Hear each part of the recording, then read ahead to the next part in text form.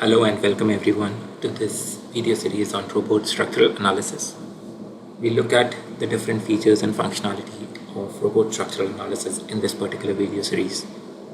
We'll start off with the different modeling methods available in robot to model structures.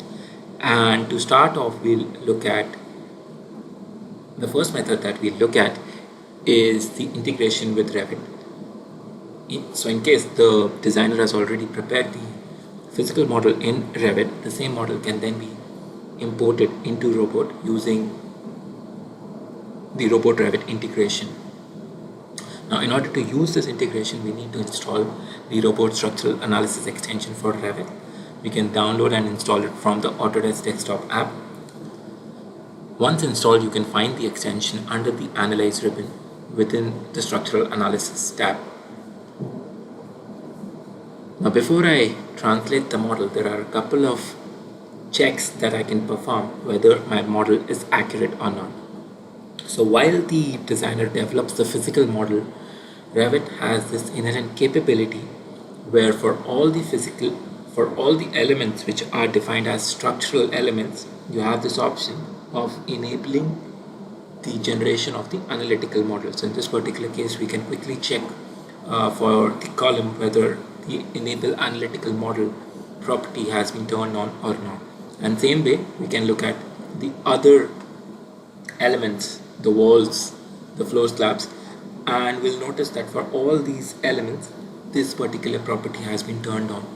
Now because this property was selected, what Revit has now been able to produce is the analytical model for the same structure. We can also check whether the model is connected or not by turning on the visibility of the analytical nodes.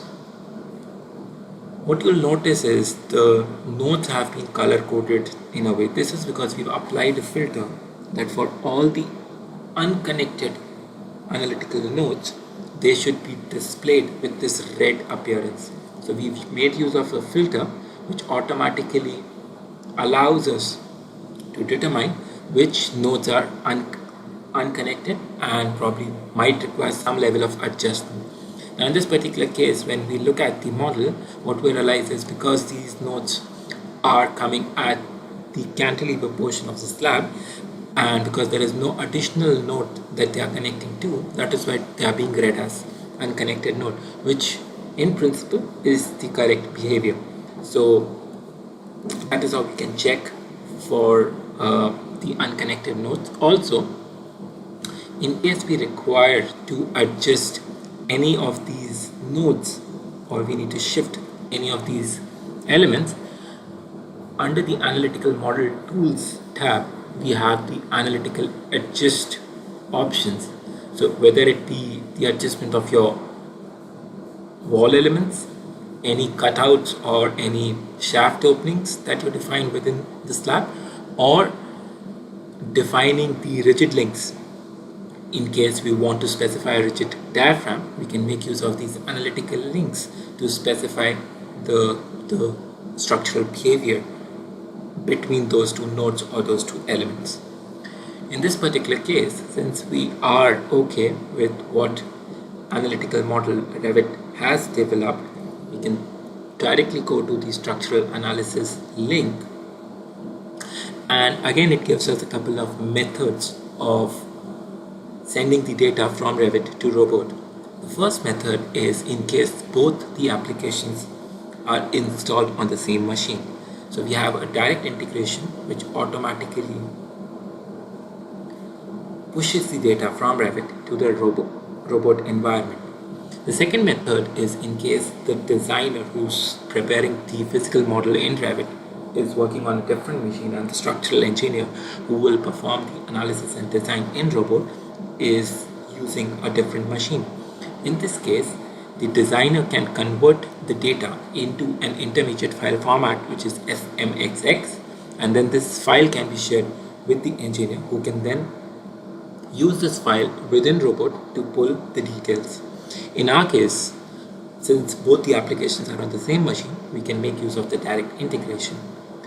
Once I press OK, the data translation starts. And again, you can just quickly notice Revit transferring the element details.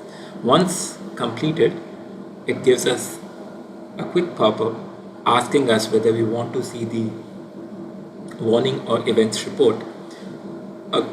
This gives us a quick way to identify if there were any errors or any warnings which happened during translation. Once done, we can switch over to Robot to quickly check how the element was transferred. We can validate whether the element properties were correctly transferred. So for all the elements, slabs, walls, you can quickly identify the properties have been reflected in the right context. So this gives us a very simplified way which streamlines the entire modeling process, reduces the time and effort. It reduces the duplication effort required by the engineer to recreate the model within the analysis environment. In the next video, we'll look at how we can use the native capabilities of Robot to model structures. Thank you.